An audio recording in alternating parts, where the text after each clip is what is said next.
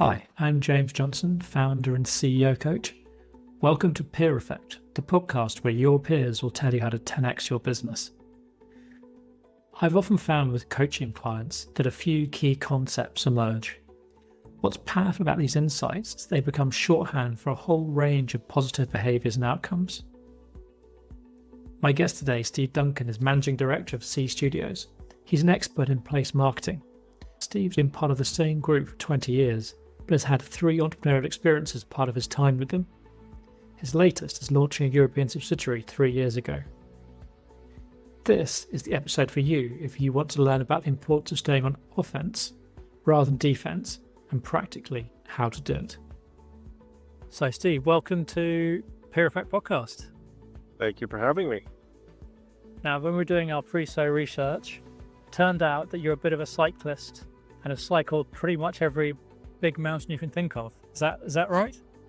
Yeah, cycling, it allows me to just get out there and be in my own head and my own thoughts. Sometimes it's a group activity, but for me personally, I just like being out there climbing mountains. I used to live in Colorado, so going high elevation was something it brought me a lot of peace, a lot of joy, and was always a great challenge that if I could take down one of these mountains, then that was a win for me. So yeah, love cycling, and no surprise I ended up in the Netherlands. Which is the next big one on the list? The Alpe d'Huez, one of the most famous climbs in the Tour de France. It's one of those few that I have not gotten to yet. Oh, I've actually done it. Like I did a long time ago when I was younger and fitter. I did the Raid Pyrenees, and I'm pretty sure Alpe d'Huez is on that. It's good fun. I'll have to come to you for some tips before I take it down. Be fitter than me. That's my main tip. Yeah. Be a better cyclist and be fitter.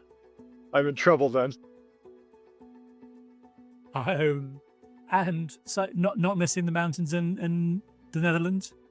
I am, but luckily close enough here in Europe. Everything just so close that never too far away from the Alps, and I've had some great opportunities, even going to a place like Andorra to enjoy some really great climbs. It's not too far away, so getting enough of my fix. So, given you didn't go this professional cyclist route, and we're not seeing you in the Tour de France, what is your origin story that got you to this where you are today? Yeah, so I started as an intern at a marketing agency when I decided to get out of broadcasting the instant I graduated and try to find another career path. Luckily, marketing was enough transferable skills there that I could have some success. I found an internship that allowed me to earn my first job, and funny enough, I'm still in the same family of that same company that I interned with 20 plus years later. Amazing. So I've just stayed in the marketing space the entire time. I mean, it's both great that you've still in place marketing and in the same sort of group businesses 20 years later. I mean, it must have given you some great opportunities for that to be the case. Yeah, really for the most part, I have been blessed with being given about 3 different entrepreneurial opportunities within the same company. And the first one really reinvigorated my career, and then led to the second one, which led to the third one. And it's just proof grass isn't always greener on the other side. Sometimes the grass is greener on your own side. You just need to water it a little bit. I think it's really nice that sort of how you've been entrepreneurial in a business. Like, something of founders has purely been sort of standalone things, but you can very much found businesses as part of a business. Yeah, the company I've worked within, the name is DCI. I currently lead C Studios, which is basically a subsidiary of DCI. They really do reward entrepreneurs and entrepreneurial thinking. And so they have created the infrastructure to let people lead from within, be entrepreneurs within the company. Could I ever put up a bunch of money and go out on my own and do my own thing? I don't know. But this has been a nice halfway point where it's allowed me to exercise my skill set, exercise my passion for places, my passion for what we do with clients all the time, and just do so with this larger structure over top. And they've watered the grass, as I said before, and allowed me to grow. And it's been a really good mix for over 2 decades. Now, a theme that we've been exploring quite a lot recently is this idea of like offense versus defense, and sort of what would be your sort of way you'd explain this to people when you think about it? Yeah, so I'm a big sports fan. I always have been. And when you think, whether it's team sports or even an individual sport like tennis, for example, when you're on offense, you are dictating to the other side. You're on the balls of your feet. And it's a very active, proactive stance and mindset that you take. When you are on defense, typically you're more reactive. You're on your heels. You're waiting for someone else to make the move and you're reacting to that. And I think when you bring that into a business context, it's just always better to be in that situation where you are dictating the terms of how your business is growing rather than letting your business dictate that to you. There is a really great phrase in sports: the best defense is a good offense. And I think that's very true in the business world. And so what does in the business world being an offense look like? So it's about being proactive rather than reactive. How does that come out? Yeah, I define it a few different ways. So number one, there's a difference between instinct and impulse. When you're on offense, I think you're tapping in more to your instinct. You can check your work, you're more well-informed, and you're reacting to all that data. Whereas when you're impulsive, which is more of a defensive stance, the degree at which you could make a bad choice is much higher.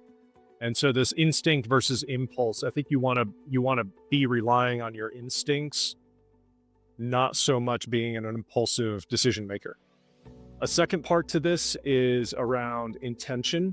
So, and it's very related, but being intentional with your decisions, being intentional with your planning, staying in control. We don't have complete control ever, obviously, but if you can move forward with more intention, you're decreasing the degree of error. And then when you are in this offensive mindset, you're also looking at the wide view. If you think about being on a football pitch, I am trying to adapt. If you're on a football pitch and you're playing from an offensive standpoint, you are looking at the entire field. It's a wide view. When you are in a defensive stance, you are looking at the player right in front of you and not so much paying attention to everything else around. And so having that wide view, seeing more of the field, is a huge advantage when you're trying to run your business. I really like this idea of like sort of the control aspect. How do you take back control? I think there's so many ways we give up control as founders to sort of, the opposition could be our clients, they could be our own team, they could be sometimes ourselves, but we've often given away control without realizing it to someone else, and we're just responding to what they want. Yeah. There's a great phrase. What is it? Lead your life by design, not by default.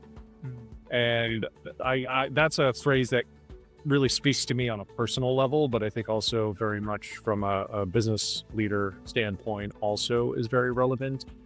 You really need to find the time, create the space to step back and try to figure out, how am I going to design our path forward rather than just let it be the default. And that's a real big struggle. Our subsidiary, our joint venture that we had here is 3 years old. And so it's been this startup mentality. Even though we're under this larger company, we've had to adapt to a new market entirely. We've had to build a lot of things from scratch. And we do view this, myself, our team, as a startup, because a lot of this stuff has had to start over. to succeed in this new market. And it is really difficult to find that time. Everything is so hectic all the time, to step back and really look at that wider view, move forward intentionally, and use those instincts, because everything is just coming at you from all different directions. I think that's really worth acknowledging, is a sense of like, if we can say it's probably better to be on offense, there are things that push us to going into defense. And you mentioned there this idea of like, maybe in a startup there's like lots of just the weight of tasks, the sort of the lack of time. What are the other things that you feel might sort of push you towards a defensive stance? Yeah, the unexpected, which just always seems to come up in the client world. Something unexpected, something isn't delivered properly, or the client comes back with some feedback that you just did not anticipate, or someone leaves unexpectedly. All those sorts of things just put you into this defensive mode. And I would say I probably started for the first year and a half almost fighting this on a daily basis. And it took a lot of energy. I felt like half my energy was spent just trying to get back into an offensive posture. It can take a while, especially, I think one of the biggest challenges, I'm an activator. So I get something big or small, and I just want to activate on it right away. You get into a pattern of doing that consistently, and it's really hard to lift yourself out. And so I think if you're one of those people that would consider yourselves an activator, this is almost excruciating to try to get into this offensive mindset. But once you can get there, it feels so good, and it does make you feel like you have more control over the outcomes that are going to be coming your way going forward. So it sounds like there's a danger. The trap is, oh, there's a problem, I can fix it, I'll just get it sorted, rather than taking a step back and go, is this even a problem I need to be fixing? Could my time be spent better somewhere else? Absolutely. And this activator mindset also, there's this analogy of filling a jar with rocks and stones. I'm sure a lot of people are familiar with it, but if you put all the small pebbles and stones in there first, it fills up and there's not enough room for the big rocks. Whereas if you start with the rocks first, or at least have a balanced distribution plan within the jar, everything tends to fit a lot better. I used to think, I've always used this, but it doesn't mean I used it very well. I used to think the rocks as big activation items. And what I'm starting to realize as I get further and further into this is those rocks are stepping aside out of the office and spending time and thought and trying to tackle real challenges that are threatening your business. I never thought of those as rocks before. I thought of that as someone else's responsibility. But now being in this role, and I've almost become addicted to it, where now if I don't have that time, I do start to feel like I'm out of control. It's almost like a early signal that, hey, you're starting to go back into your activation mode, your defensive posture. Pause, find the time to step aside and start working on some of those big rocks. Yeah, it's really nice. Because I think a lot of founders will have that activation mindset, and What makes you a success, right? yeah, certainly in the first 3 years, you've got to get through. You've got to survive. You've got to get through it. But it sounds like, and the sort of these rocks. It's almost like this evening work or weekend, which is not really work. It feels like planning is not really work, or that thinking time is not really work. It's kind of, that's the stuff you squeeze in when you can. Mm-hmm. Whereas at this stage now, that's kind of building that time into your week deliberately. Yeah, and at first it is a nights and weekends thing, and listen, that's perfectly fine, especially in those initial years where there's less ability to have other people do certain work, or you're just there's more coming at you, perhaps. I mean, there's always stuff coming at you, whether you're a big company or a small company, right?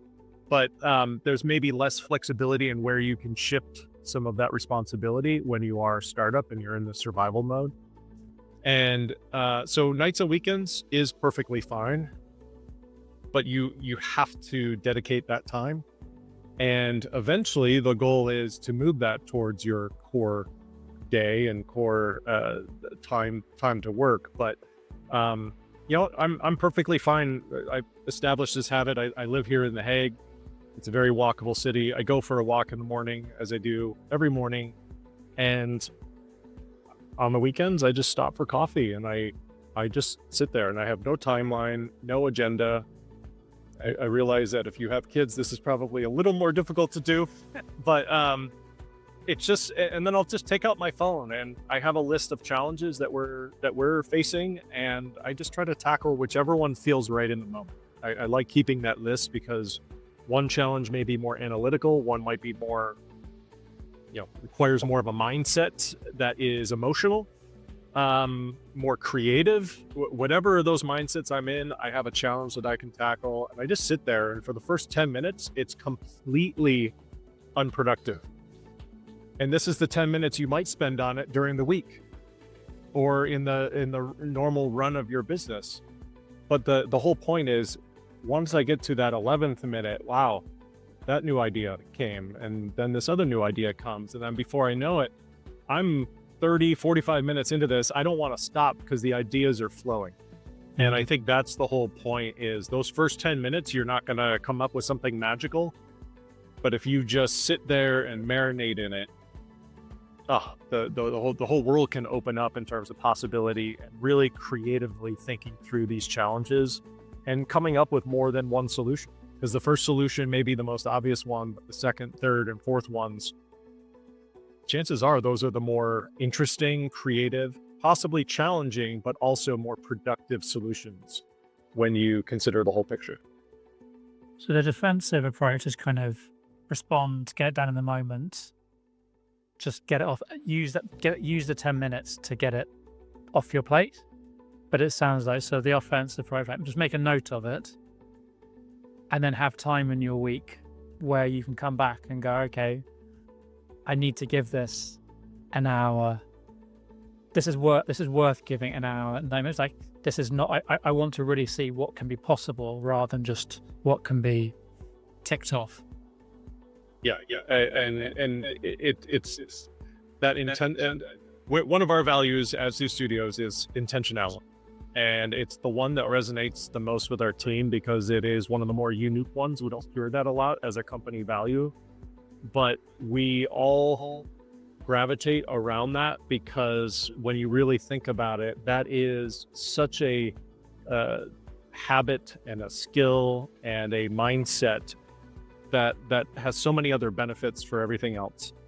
And when you are playing defense, you're not tapping into that deeper level of insight, and that you're just not able to be intentional because the world is coming at you, and you are, again, that narrow view, and you're being more impulsive.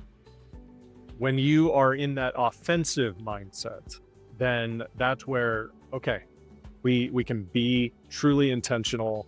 We can dictate what these next steps are going to be. It doesn't mean I'm going to get it right, but perhaps I will have the time to consider alternate pathways. Perhaps I'll have a chance to consider, okay, maybe this is the right path, but here are the KPIs I need to follow. And if we aren't meeting those, we can pivot. When you're in that defensive mindset, you don't always think about those other scenarios, and it's just you maybe commit to something that maybe isn't the right path for you. And it sounds like you can almost drift into a defensive mindset, maybe without realizing it, in terms of you get busy, stuff's coming up, you're not making time to plan or think, and it's just, you don't realize that's where you are. That becomes your kind of default response. So imagine once you're in that defense, it's quite hard to get out of it. Mm-hmm. Is that fair? Let's just go back to football. You have some teams like a Man City that is always on offense, and that is not by mistake. If you don't have the ball, you can't win. And there are a lot of teams out of survival, they do hold back, and they end up playing on their own side of the pitch more often than not. And sometimes that's the only way to win. And when you are a startup, hey, that you just have to do what you have to do. But the more you can spend with the ball at your feet, the more you are going to have a chance to score and to win.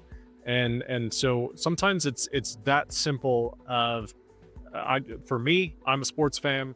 This is the analogy that really resonates with me. But you might be a dancer, you might be a painter. I'm sure there's some other analogy that works for this, where if you're an artist, what is the thing that brings you the most passion, that puts you into that creative mindset where you're creating better than other times?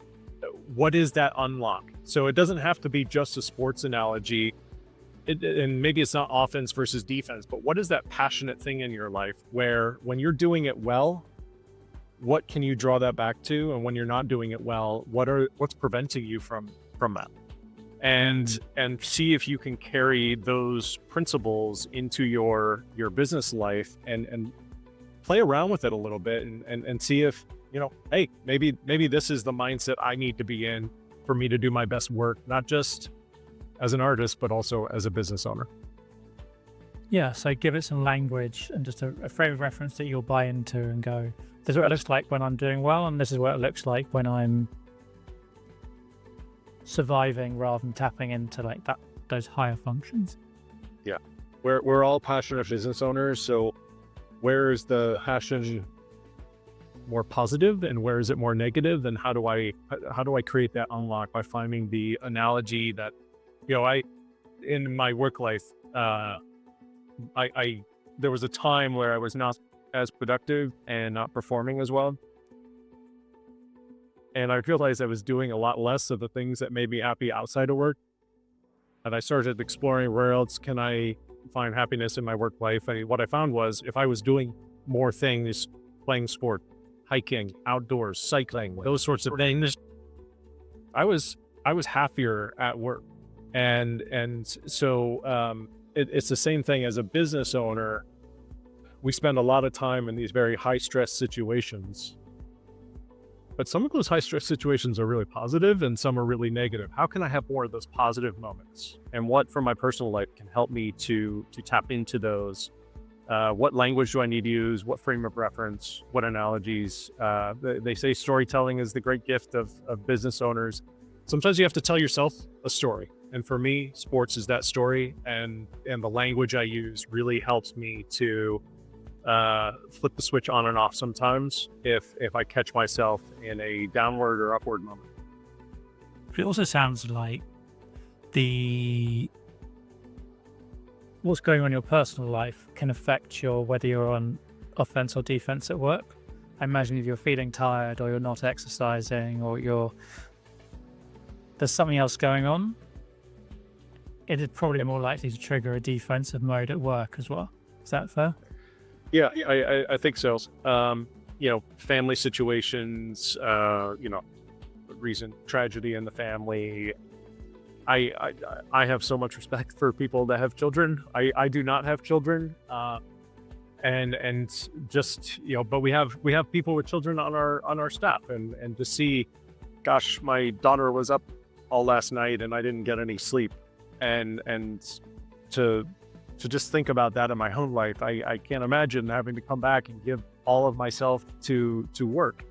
And so that can absolutely have a major impact. And again, finding that language and that mindset to, listen, we can never be in an offensive posture our entire lives, personal or professional, but how can we find our way back there?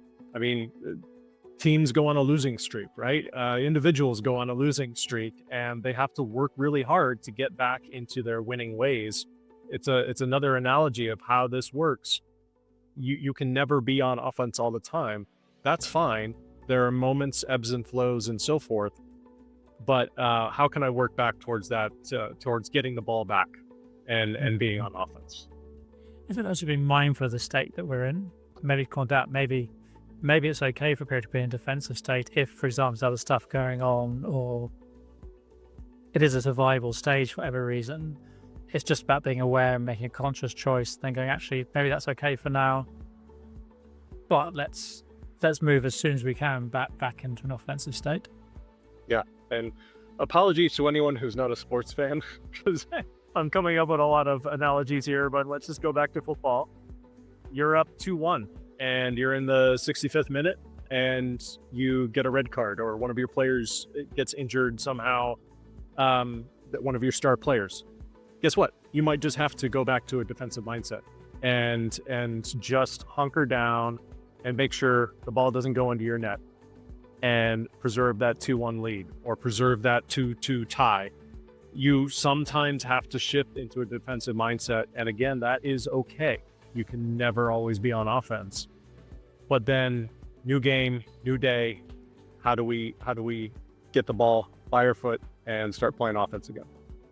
And I suppose the problem of this is that someone as a founder, it's not as neat as going game 1, game 2.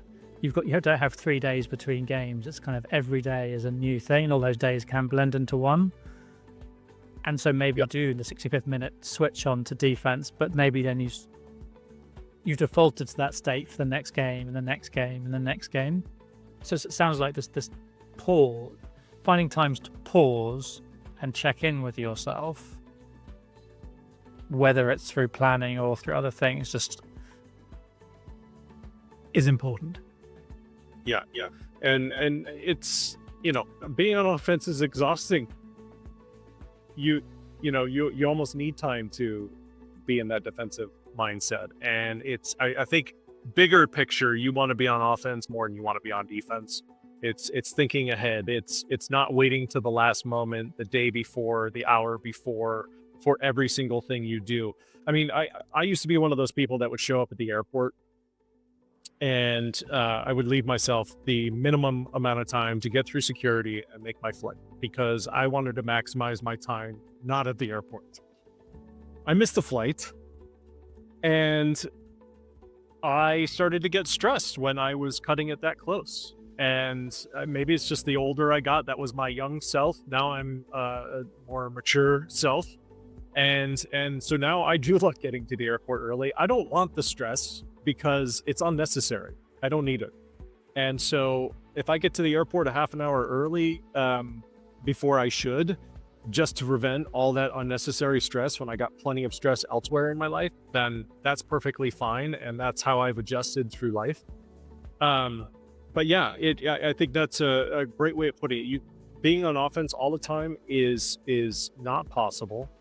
But how can you find ways to make it more of an equal balance and play offense a bit more often, knowing that there are always going to be times where you do have to be in that defensive posture, and you don't have to beat yourself up over it. It's the way business works. It's the way life works. Amazing. And so if there was like one sort of practical thing you would suggest to other founders in terms of staying on offense, what would it be? Yeah, so I have what I call my Monday win list, and WIN stands for what's important now. And so the first thing I do when I get in on Monday morning is I look at that week and I try to figure out, what does winning this week look like?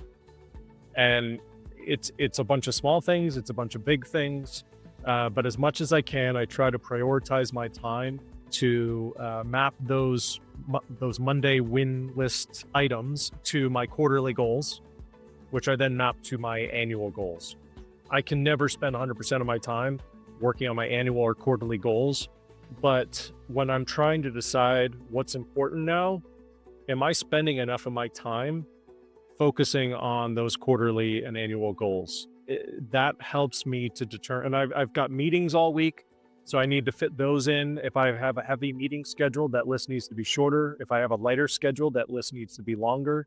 But I also need to be intentional around what those items mean. Are they going to help me to get my quarterly goals this year or this quarter?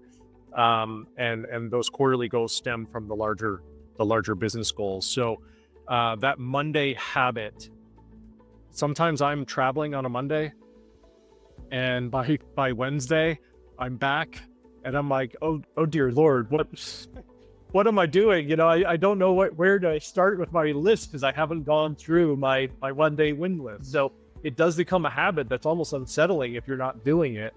That's a good thing because it means that you have a good habit that is giving you structure in your week and structure in your quarter that is ultimately benefiting you bigger picture.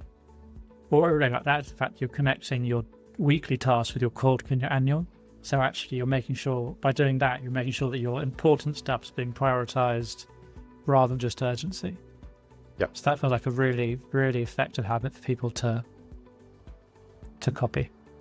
Absolutely. Well, Steve, thank you so much for this. This has been really useful insight into what mindsets you can drift into and how to get yourself in the right one. And there's no harm with being on defense occasionally, but I like we're saying that you want to be on offense more than you're on defense. Yeah. Like 60-40, maybe 70-30 on a good week. 50-50 is okay. But when you're starting to get into that area where you're only spending 20 or 30% of your time on offense, then that's where it gets concerning.